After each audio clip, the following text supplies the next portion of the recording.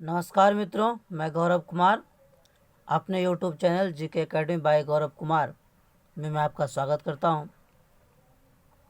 मित्रों, आज हम लोग 9th क्लास के अध्याय 1 संख्या पद्धति को पढ़ेंगे। मित्रों, आज हम लोग बहुत दिनों के बाद आपसे जुड़ रहे हैं। लगभग 10 दिन तक मेरा वीडियो नहीं आया है, कुछ विशेष कारणों के कारण। तो आज से हम लोग 9th क्लास का ये अध्याय 1 शुरू करेंगे। अब कंटिन्यू लगभग आपको वीडियो मिलता रहेगा। तो मित्रों, वीडियो शुरुआत करने से पहले यदि आप मेरे चैनल पर नए हैं तो चैनल को सब्सक्राइब कर लें, बेल आइकन घंटी को दबा लें और अपने दोस्तों को अधिक से अधिक शेयर करें कि वो भी इससे जुड़ पाएँ। अब 9th क्लास का शुरू हुआ है तो ये चलेगा लगातार 9th क्लास का, क्योंकि अब क्लास कब से स्टार्ट होगा आपके विद्यालय में तो मालूम नहीं है। तो इसलिए जब स्टार्ट होगा तो उतने समय बचेंगे नहीं आपके पास, इसलिए हम लोग अब 9th क्लास का शुरू करेंगे। 10th क्लास का बहुत सारे वीडियो पहले से अवेलेबल है इस पर, और इसके साथ 10th क्लास का भी चलेगा। फिर धीरे धीरे 8th क्लास का भी लाएंगे। लगभग हम लोग 6 क्लास बेसिक क्लास से आप कह लीजिए लगभग 10th 12th स्तर तक के सभी वीडियो इस पर मिलेंगे, लेकिन धीरे धीरे। तो आज मित्रों शुरुआत करेंगे हम लोग संख्या पद्धति। तो संख्या पद्धति में मित्रों आपको मैंने सभी प्रकार की संख्या की परिभाषा से लेकर अंत तक पूर्णांक आदि सारी प्रकार की संख्याओं को मैंने बताने का प्रयास किया था। इससे पहले की वीडियो में आप देख सकते हैं, जहां पर मैंने 10th क्लास की वास्तविक संख्या शुरू की थी, तो मैंने वहां बताया था आपको। तो संख्याओं के बारे में विशेष जानकारी के लिए आप उस वीडियो को आप देख लें, उस पर ज़्यादा हम लोग चर्चा नहीं करेंगे। इस चैप्टर में लगभग 2, 3, 4 प्रकार की संख्याओं की चर्चा मिलती है। उन्हीं की हम चर्चा करके फिर हम लोग प्रश्नावली 1.1 को पढ़ेंगे। तो देखते हैं मित्रों संख्या पद्धति शुरुआत से। तो मित्रों इस चैप्टर में आपको ये 5 प्रकार की संख्याओं जो मैंने लिखा है ये सारे बहुत ज़्यादा मिलेगा, और इसी से रिलेटेड सम क्वेश्चन पूछता है, इसलिए मैंने यहाँ पे इसको एक बार फिर समझाने का प्रयास आपको करूँगा।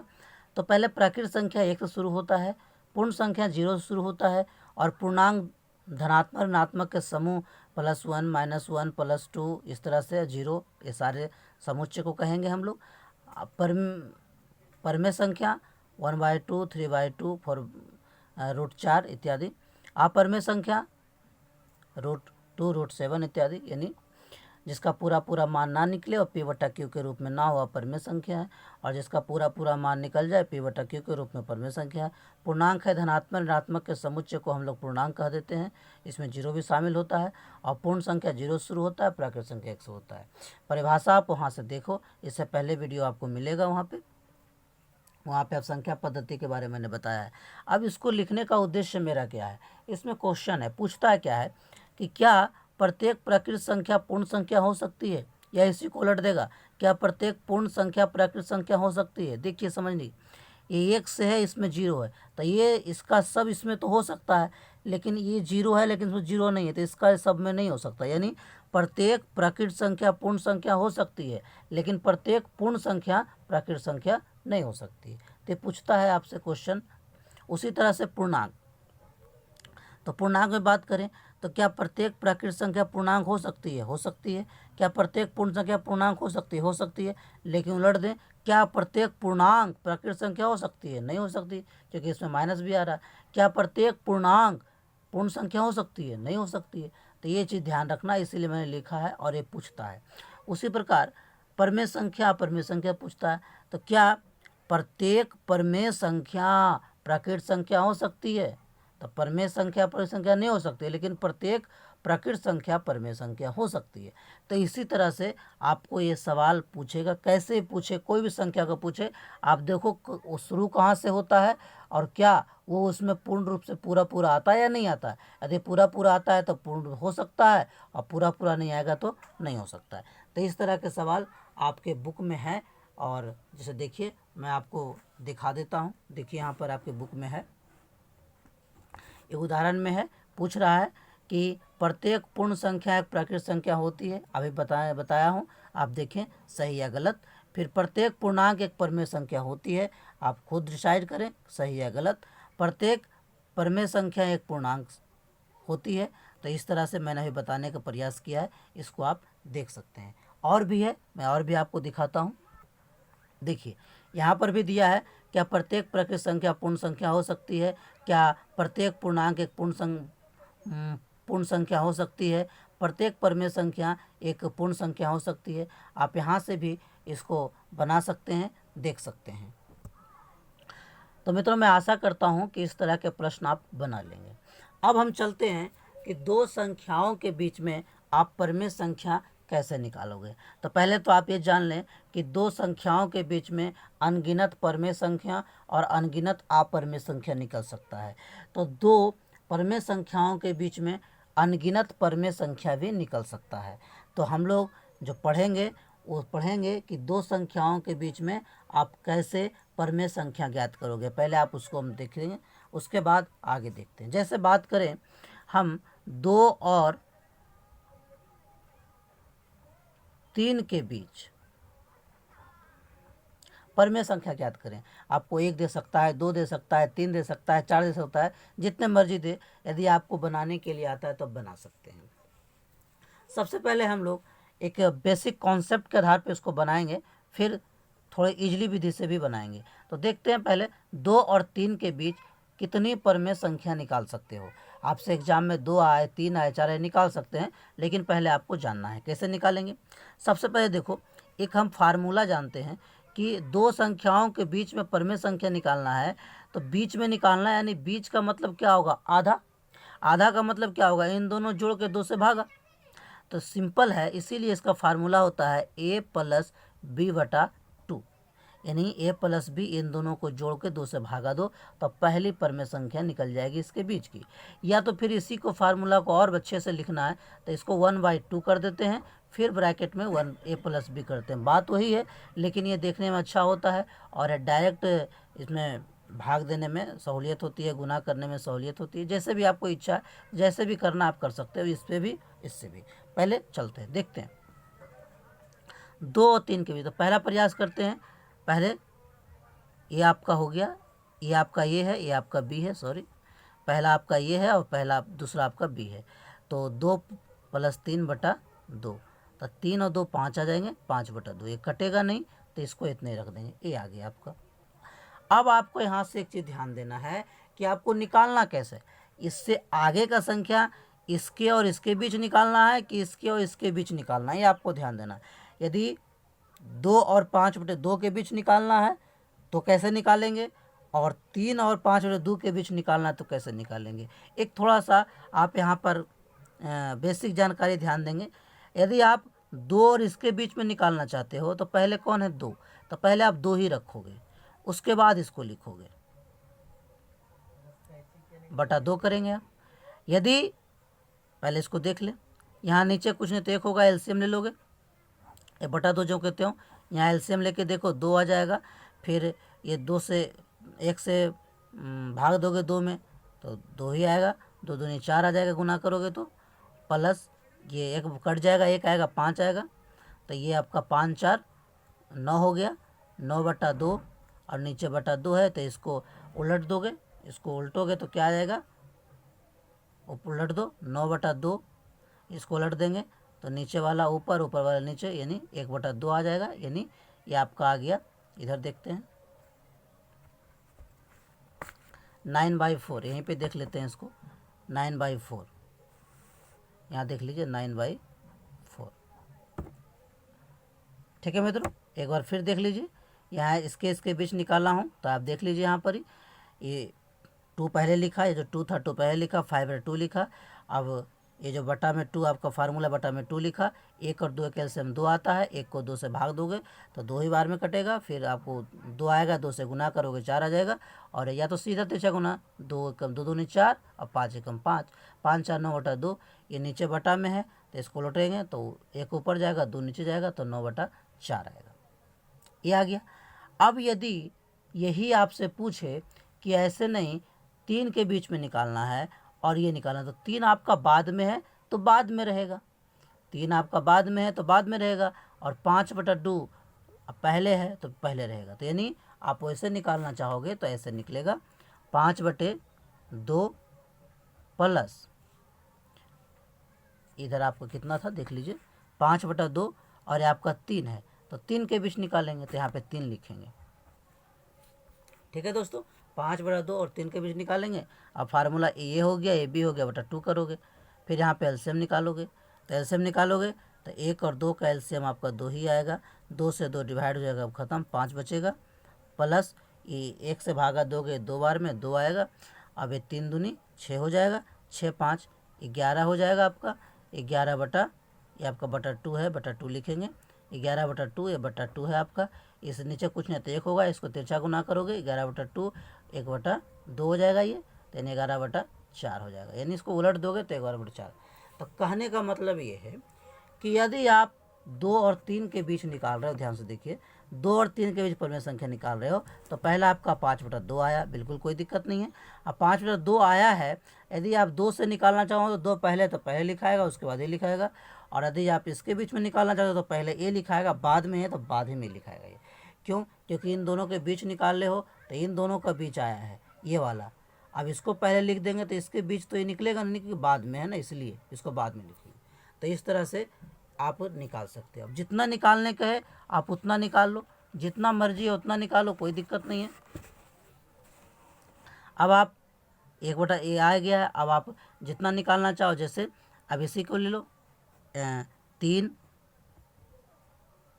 पहले 3, उसके बाद 11/4 ले लो, बटा 2 करो, ओ सॉरी, पहले 11/4 ले लो प्लस आपका 3, फिर नीचे कुछ नहीं, बटा 2 में आपका फार्मूला होता है, बटा 2 ले लो, 11/4 यहाँ पे आया था, 11/4 हम ले लिए, फिर बाद में 3 है, 3 ले लिए, फार्मूला बटा 2, इसको निकालो, फिर जो आएगा उसे निकालते रहो। और आपको इससे निकालना है, आप इससे निकालना चाह रहे हैं, तो ये आपको कितना आया था, 9/4 आया था, 9/4 आया था, तो इधर 2 है तो आपका लिख सकते हैं 2 प्लस 9/4, फार्मूला आपका 2 है। तो इस तरह से आप जितना भी संख्या निकालना चाहो निकाल सकते हो। तो ये 2 चीज़ है, आपको सीखने वाली चीज़ था, इसको आप बढ़िया से बनाइए। अब इसके बाद हम लोग चलेंगे एक्सरसाइज प्रश्नावली 1.2। तो मित्रों, यहाँ तक आपको वीडियो कैसा लगा? अच्छा लगा तो लाइक करें, अपने दोस्तों को शेयर करें, और वीडियो को अपने दोस्तों को शेयर करने के साथ साथ यदि चैनल पर नए हैं तो चैनल को सब्सक्राइब अवश्य कर लें। चलते हैं मित्रों प्रश्नावली। आइए मित्रों, प्रश्नावली 1.1 कहता है, क्या 0 एक परमेय संख्या है? क्या इसे p/q के रूप में लिखा जा सकता है, जहाँ p की पूर्णांक है, q = 0। तो 0, ये 0 देखो मित्रों, ये परमेय संख्या हो सकता है। परमेय संख्या का परिभाषा क्या है? p/q के रूप में होना चाहिए, लेकिन q 0 के बराबर नहीं होना चाहिए। तो ये 0 है, तो 0/1 लिखा सकता है, 0/2 लिखा सकता है, 0/3 लिखा सकता है, आना तो 0 ही है, लेकिन ये परमेय संख्या के रूप में हो सकता है, क्योंकि 0 p है ना कि q है। यहाँ कंडीशन है q 0 नहीं होना चाहिए, लेकिन p 0 होना चाहिए, हो सकता है, कोई बड़ी बात नहीं है। तो इसका मतलब ये है कि 0 एक परमेय संख्या है, उसे p/q के रूप में लिख सकते हैं। अब दूसरा है मित्रों, 3 और 4 के बीच 6 परमेय संख्या ज्ञात करें। तो आइए मित्रों, 3 और 4 के बीच 6 परमेय संख्या कैसे ज्ञात करेंगे, आइए देखने का प्रयास करते हैं, सीखने का प्रयास करते हैं। आइए देखिए,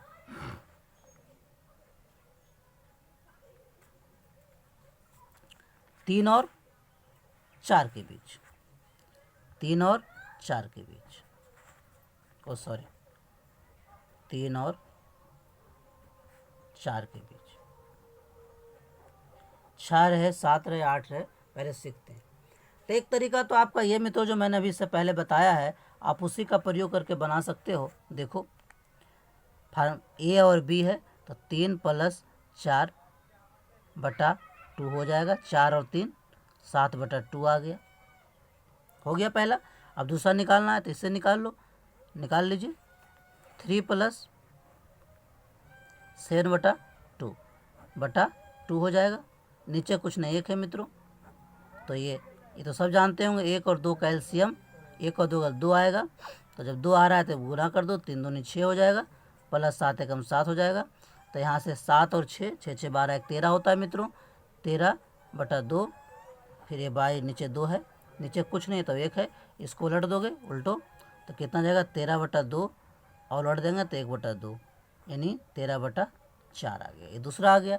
फिर तीसरा निकालना है तो तीसरा निकाल लो, तीसरा निकालो, 3 से निकालना है तो 3 लिखो, प्लस 13/4 बटा में 2, नीचे कुछ नहीं 1 होगा इसका, 2 1 और 4 का एलसीएम 4 आएगा, गुना कर दो, 4 तिया 12 प्लस 13। तो आप समझ रहे हैं, इसी तरह से आप 6 7 8 आप निकाल सकते हो। देख लो तो 12 12 24 1 25 हो जाएगा, ये 25/4 बटा 2, नीचे कुछ नहीं तो 1 है, उलट दोगे तो उलट के नीचे आ जाएगा, नहीं 8, 25/8। तो 1 ये हो गया, 2 हो गया, 2 निकल गया, और आपका ये 3, तो 1 2 3 निकल गया। इसी तरह से आपको 6 का है, इसी तरह से और निकालते जाओ निकालते जाओ। अब उससे निकालना है, यदि आपको 4 से निकालना चाहते हो तो यहाँ यहीं से शुरू करोगे। पहला कितना आया था 60/2 आया था, अब 4 से निकालना है तो 7/2, 7/2 प्लस 4 करोगे, नीचे कुछ नहीं तो 1, फार्मूला बटा 2 है, फिर ऐसे निकालो। तो आप निकाल सकते हो, कोई दिक्कत नहीं है 6 7। अब यदि आप इतना लेंथ नहीं करना चाहते हो, इतना लेंथ में इतना बड़ा नहीं बनाना चाहते हो, तो एक तरीका और है, उसको भी ध्यान से देखिए। तरीका ये है, आपसे कहा है 3 और 4 के बीच निकालना है। तो आपको ये ध्यान रखना है कि यदि इन दोनों का हर हम बराबर कर दें, अब ऐसा बराबर करें कि उसके बीच में छापर में संख्या बोला है तो छापर में संख्या आ जाए, तो आप उसके बीच में आराम से निकल। जैसे 3 है मित्रों, 3, तो 3 को आप कैसे लिख सकते हो बताओ? यदि 3 को लिखना है तो आप कैसे लिख सकते हो? क्या आप 3 को 12/4 लिख सकते हो? 3 को 12/4 लिख सकते हो, 4 तिया 12 आ गया। एक एग्जाम्पल बता रहा हूँ। और उसी तरह से 4 को यदि लिखना है, 4 को लिखना चाहते हो तो क्या 16/4 लिख सकते हो? 4 चौके 16 आ सकता है, बिल्कुल आ सकता है। तो अब देखो ध्यान से, यहाँ पर ही यदि ये आ जाता है तो ये 4 और 4 तो बराबर है आपका, कोई दिक्कत नहीं है।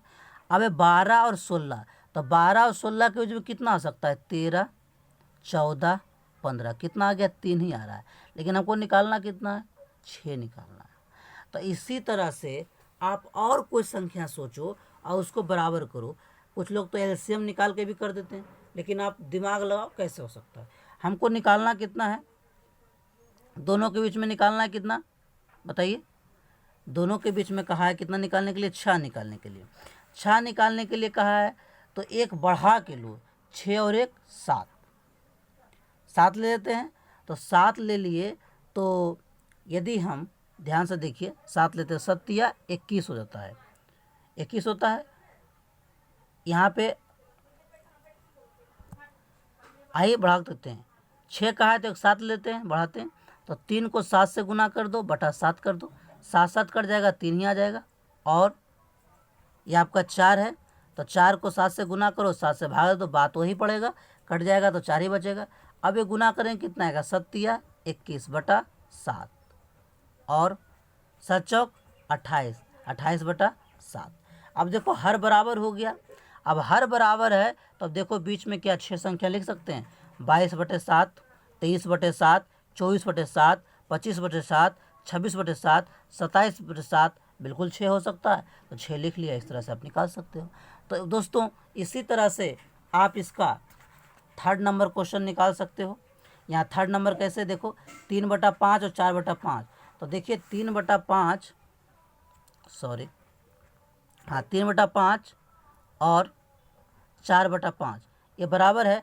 तो जब दोनों बराबर है तो आप ध्यान से देखिए, यहाँ तो ये बराबर है, हमको सिर्फ कितना निकालना है इसमें देख लेते हैं। हमको निकालना है आपका 5 निकालना है, तो बढ़ा देते हैं, 6 से गुना कर देते हैं। यदि आप 6 से गुना करोगे तो 6 से गुना करोगे तो नीचे 6 पचे 30 हो जाएगा और ऊपर 6 तिया 18 हो जाएगा। 6 से गुना करो तो 6 पचे 30 और 6 तिया 18/30 हो गया।